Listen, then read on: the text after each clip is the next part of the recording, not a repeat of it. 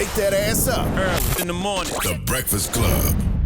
Morning, everybody. It's DJ NV, Charlamagne the guy. We are the Breakfast Club. We got a special guest in the building. Yes, indeed. Stacey Lee Spratt. Welcome. What's up? How you feeling? Listen, feeling good. Director of the United Negro College Fund. Yes, Empower Me Tour. There you go. That's right. I feel like I've been hearing about the United Negro College Fund my whole life, but not that much in recent times. So, Really? Yeah. So what does the United Negro College Fund do right now? Listen, we've been around going on 80 years. Yeah. So that's why you've been hearing about it since you were little. Mm-hmm. But, we provide educational support for minority students. Mm-hmm. So with the Empower Me Tour, it's a traveling road show where we talk about college readiness, we talk about career readiness, and we give millions of dollars in scholarships for people to attend school, not just graduating high school seniors, but also people in college can still get scholarships through the UNCF. I always wonder, are people as aware of resources like this as they need to be?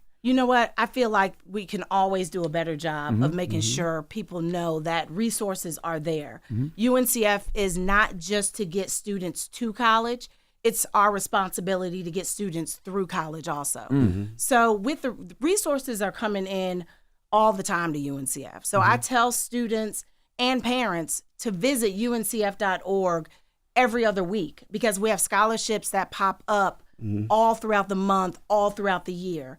And to just know what is actually out there for students to attend college for free. I mean, education is expensive. That's right. What are some of the qualifications to get some of these students in college? You know what? It honestly depends on the type of scholarship there is. Some have 3.0 GPA qualifications. Some might even have 2.7 or your 3.5 and above. Some of them you have to write an essay. It really all depends on the type of scholarship that you're applying for. Like with the Empower Me Tour, we have counselors that come on site and give on-site admissions to students on the spot. Not just that, we have college admissions counselors offering full 4-year scholarships to students who didn't even know that they could attend college or could attend an HBCU. We really try to do the Empower Me Tour in places where there aren't HBCUs, so we can educate people that HBCUs exist and scholarships are available. So this is only for HBCUs? You're only giving college? Oh, no. We give scholarship money to not just HBCUs. People can get a UNCF scholarship and attend any school of their choice.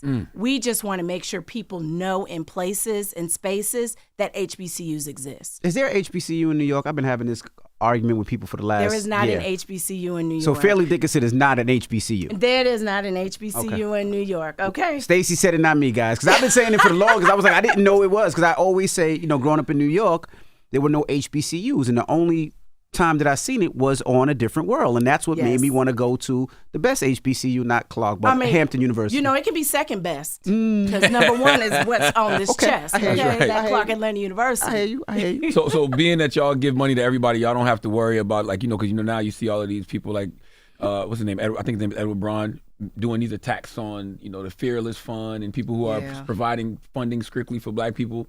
You don't have to worry about that. Our funding is not just strictly for Black or brown people. Again, I like to remind people HBCUs were created during a time that Black and brown people could not attend majority institutions. We're historically Black, not exclusively Black. Word. What was so important for you to go to a HBCU? Of course, you went to Clark Atlanta.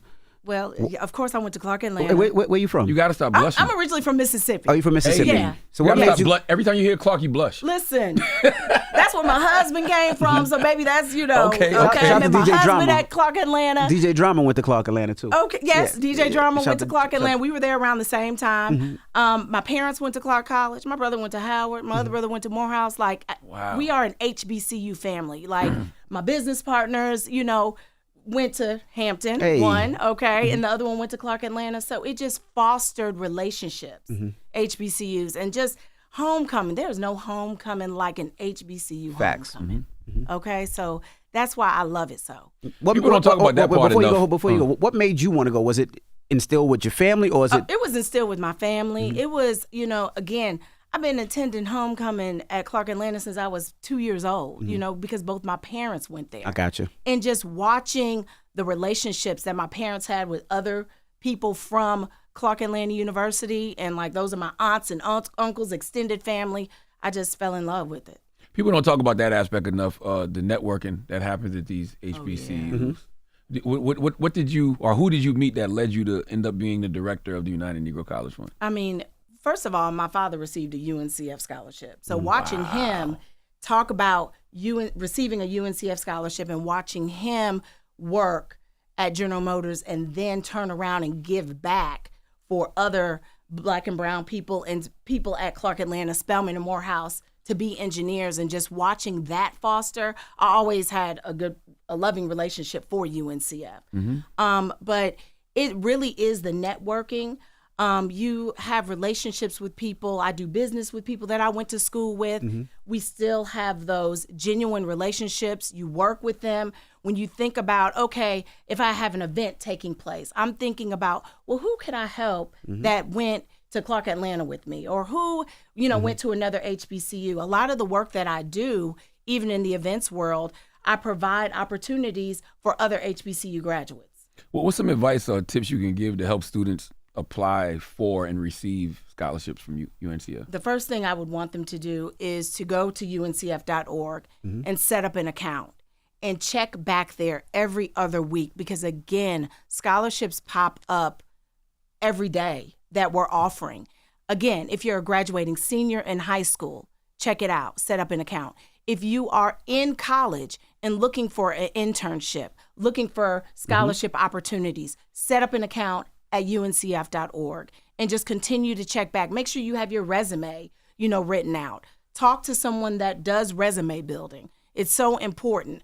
Make sure that you have your statement written out of why you want to even go to college, whatever college or university that is. So just being proactive and preparing yourself. How early is too early? I know you said senior year, but sometimes senior year might be a little too late because you just don't necessarily know. So how early should parents should be looking into colleges, and same thing with students? You can set up your account at uncf.org, as a freshman in high school. Okay. And start looking at different scholarships and looking for what is it that you need to apply for those certain types of scholarships. It's never too early to talk to students about scholarships, about financial aid. That is so important for parents and students to fill out that financial aid information. And I know the FAFSA has changed over, the course of this year. So it's making sure you fill out your FAFSA, set up that account at uncf.org. It doesn't matter how old you are. You can start talking to your kids about scholarships in, 5th, 6th, 7th grade. Like, we need money for you to attend school. Now, a lot of parents, I don't want to say have problems with scholarships, but have problems with scholarships because they get this scholarship to get their kid into school. Right. But now their kid is in school. They're a freshman. Now, what happens sophomore year? Are some of these scholarships 4-year scholarships, or are they just 1-year scholarship? You got to get in, then you're on your own. Oh, no. So a lot of scholarships are 4-year renewable scholarships. Okay. As long as you continue to keep that GPA requirement, as long as you continue to keep whatever the requirements are for that scholarship. And it's so important to look and say, okay, is this scholarship renewable, for my student, so they can plan accordingly. There are some scholarships that might be a one-time. So if you do get that scholarship that's one time, then you have to go back to the drawing board and say, okay, let me see about some scholarship money over here, over here, over here. You can also piecemeal it together. It doesn't all have to come from one place. Gotcha. When you talk about certain requirements, and I didn't go to college, so forgive me for my stupidness, but is this scholarships that's like if you 5'6"? You know what? There's a scholarship like out there if you're left-handed. That's what I'm saying. It is scholarship money out there for everything you can think of, and I think that's the key to it. You have to look for scholarships that you might be thinking like, a left-handed scholarship, but it's out there. There are scholarships for all things, whether you play sports, whether you don't play sports, whether you're majoring in STEM, whether you're majoring in marketing, even entrepreneurial scholarships. So it is scholarships available for everyone. It's doing the research, spending the time to do the research, being organized about where you're looking and what you're looking for. I wonder why. Like why do they have a scholarship for like left-handed people? Listen, I don't know, because I didn't create that scholarship. It might have been a left-handed billionaire that says, you know what, I just want to support other left-handed people out there. You can come up with however you want to do, scholarships. When myself and Pinky Cole, we gave scholarship money for 30 graduating seniors at Clark Atlanta University. we had no rhyme or reason. Mm-hmm. Our reason was that they would not be able to graduate if they didn't pay that dollar amount. Mm-hmm. So sometimes you have people that just say, you know what, I want to make sure these students graduate. I don't care what their GPA is. It could be a 2.0. It doesn't matter. I want to make sure they get the money so they can walk across that stage. 2.0? And that's what we did. Hey, we didn't care. Jesus. It didn't matter. You owed money, and we wanted to make sure that you were able to graduate in the spring. And so that's what we did. My daddy said if I get a 2.0, I'm coming back to Queens. Listen, you can graduate college still with a 2.0. That's right. You graduate and thank you, Lottie, but you're graduating. Yeah. Thank you, Lottie. I didn't go to college. What's the... Thank you, Lottie, that I thank you, Lordy. Oh, Thank you, Lottie. Thank you, Lord. Lottie. You got to put some southern on it. Thank you, Yeah, Lordy. Yes, southern. sir. Yes, ma'am. Yes, ma'am. Now, how can students prepare and pay for college, especially with the federal student aid deadline coming up? Oh, yeah. The deadline is around the corner, so they need to apply. You must apply to see what you qualify for, what kind of scholarships you qualify for. Again, Google is your best friend. YouTube University is your best friend. Really look up what scholarships are available. But again, go to uncf.org because we have thousands of scholarships available. We give away millions of dollars. To date, UNCF has probably given out over $4 billion in educating young people. So today is Dr. Martin Luther King Jr. Day. So for that day, are you guys doing something special for today or? Dr. Martin Luther King went to Morehouse College, but we're not doing anything in particular besides what we always do, which is provide an education for Black and brown and young people. What are some benefits to going to an HBCU? Because my daughter's 15 now. And, you know, she's already talking about college. So what's the benefits of going to an HBCU versus a PWI? You know, I think for me, it's seeing people that look like you doing great things. It's, again, that community. It's a smaller classroom. It's also go where you're celebrated, not where you're tolerated. What's the point of being a Delta? What's the point of being a what? Oh, wow. No, you word that different. No. Wow. What's the benefits of being Don't let him talk to you like that. Don't let him talk to you like that. What's the benefits? He must have AKAs in his family. Listen, he must have Zetas in his family. Don't let him talk to you like that. My mother-in-law is a Delta. You crazy. My mother-in-law is a Delta. Don't let him talk to you like that, Stacey. My wife's mother is a Delta. What's the point of being a Delta? Wow. I mean, what's the benefits? Disrespectful. Not the point, the benefits. The benefits of being a Delta. You let him talk to you like that? Wow. Look at the peanut gallery over here pumping it up. You see how people pump it up? Yes. Listen, being a member of Delta Sigma Theta Sorority Incorporated was one of the greatest decisions for me. They are my sisters, my line sisters, my big sisters, my little sisters. Again, I not only work with them, I love them. It is a sisterhood. I don't have sisters. I have two older brothers. You know, I have a sissy that, you know, is my cousin. But it is about the love. It's about the sisterhood. It's about the community. It's about giving back. So all of those things are what Delta encompasses. Yeah, because I think about it, if you go to an HBCU, that's one level of sisterhood, right? Absolutely. And togetherness with your black people, but then you get pledged Delta, that's a whole other level. Listen, a whole nother level of sisterhood and brotherhood. I mean, again, that HBCU camaraderie is a sisterhood and brotherhood in itself, whether you pledge something or not. And even pledging Delta, I still have AKAs that I so love. I mean, my publicist is an AKA. You know, it's okay. But, you know, it's still that love of fraternities and sororities. Absolutely. Yeah. Now, my oldest is a sophomore in high school. Like I said, we're already starting to look for colleges. When should students start seriously looking into college? Honestly, I would say 7th, 8th grade year, start talking to your kids about college and what kind of college would they want to go to? What do they want to do, you know, as they, you know, get older? And I always also tell students, if you don't know exactly what you want to do, it's okay to say that. It's okay to change your mind.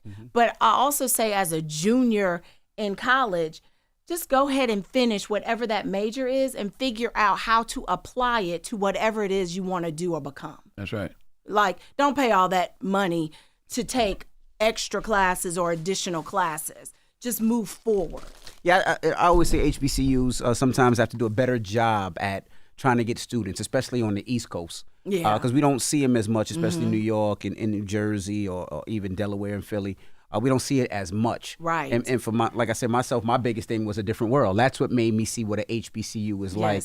So I would say they have to do a better job, and hopefully things like this will encourage more students to check out HBCUs. Yes, and we actually did the Empower Me tour in New York with high school students. It was some years ago. It was right before COVID.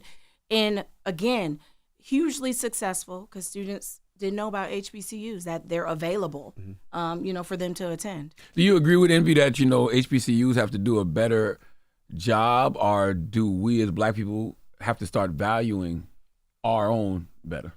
I think it's both. I think it's twofold. I think, one, it's important for us to continue to give back to our HBCUs. It's not just about homecoming and coming home. It's also coming home, loving on your people, but also giving back to your institution. So I just really think, it's imperative. And we do have to do a better job of letting kids know that HBCUs are attainable, that they're available, and that money is available for them to attend. The reason I talk about them so much is going to Hampton and going to all these homecomings. I didn't get that experience in New York. You go to Florida and they have the classic where it's nothing but Black people and they're outside and they're barbecuing and they're cooking and there's a parade and it's just so much going on. And then you go to one in Alabama and it's the same thing, and you realize, damn, I didn't have that in New York. We didn't have to experience that. We didn't wake up morning to go to the parade. And you miss that being in certain areas where they don't have an HBCU. Right. That's why I say a lot of times we have to go better at going to those areas where there is no HBCU, showing the students what it means, what it is, and what the family is like. Like going to FAMU's homecoming. I know you Clark Atlanta, but I'm Hampton, but FAMU has probably one of the best homecomings ever. They have an excellent homecoming. What? And I will say, I love my CAU. Jackson State also has a funky good time of homecoming as well. I must say that. But I thought there was a classic here in New Jersey where Morehouse, didn't they just start? It's a game. Yeah, it's a game. Okay. So they just shout to Albert. He's trying to bring it back to New York. Got it. He didn't actually go to a HBCU. He went to St. John's, but he understands what it means. He has Black kids, so he's trying to create the classic back where schools are coming in. The problem is, I think last year they did Morehouse and Alabama State. Yes, and I think so. Albany State. And the problem with Albany State, sadly, is most people thought it was in Albany, New York, but Albany State's in Georgia. So it's like getting those schools and giving an education, but he's going to continue to do it, and hopefully that gets that back here and gets these students out here and gets them coming to see things, because it's more than just a game. They have step shows. They have they give a place where they're giving scholarships on site to kids. They're doing there's so many different things around it, and I like to be a part of it because I just love my HBCUs. Yes, I love that. Well, we appreciate you. Hold for on, joining she's us. also an entrepreneur. That's right. Harlem Hops, Beer, Booze, Bites, and Beach. B. Scott had bought us this before. That's right. Yes, you know what I mean? Yes. You want to talk about Harlem Hops? Listen, Harlem Hops is a craft beer bar. It's in Harlem. We also just opened up a second location at Pier 57. Wow. So we have Harlem Hops, Chelsea also in the food hall where the Google building is. Okay. So that's our second location. And we are 100% African American owned, first Black owned craft beer bar in New York. The reason I love this because it shows that, what you do at the United Negro College Fund, you do that to be of service. Absolutely. You know what I mean? Absolutely. Do it to be of service to other students so they can also see, again, there's nothing like a mirror image to see what it is that you can do and what you can become. And when you see, a brother or sister and you're like, dang, I can do that also, it's inspiring and it's inspirational. How can people get in contact with you in the UNCF? Okay, you can reach me at on my IG at Stacey Lee 32. That's my maiden name, Lee. I'm a Spratt. On IG, you can reach out to me directly. Any kind of questions about education, any kind of questions about scholarships, I will be glad to answer. And United Negro College Fund? UNCF. UNCF.org. UNCF.org for all information about scholarships, internships, ways to get to and through college. It's all right there at your fingertips. All right. Well, Stacey Lee Spratt, we appreciate you for joining us. Thank you. It's The Breakfast Club. Good morning. Wake that ass up. Early in the morning. The Breakfast Club.